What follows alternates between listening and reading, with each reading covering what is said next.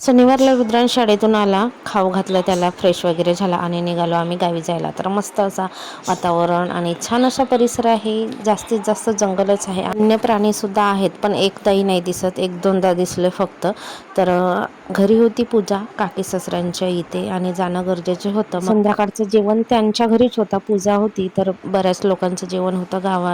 गावातले लोक, नातेवाईक लोक यांचं सगळ्यांचं जेवण होतं. त्यामुळे स्वयंपाक करण्याचा काही विषयच नव्हता.